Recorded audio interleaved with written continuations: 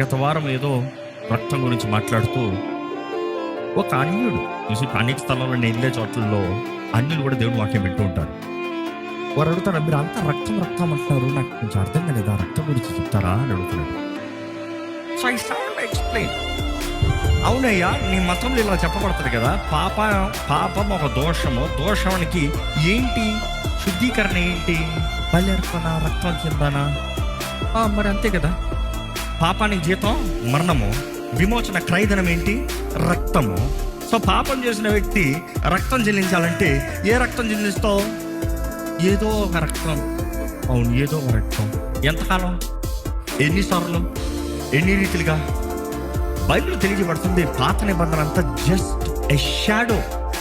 ఆ బలి అర్పణ అంతా కూడా జస్ట్ ఎ షాడో యేసు శిలువలో చేయబోయే కార్యానికి, యేసు మరణానికి, ఆయన రక్త చిందనకి.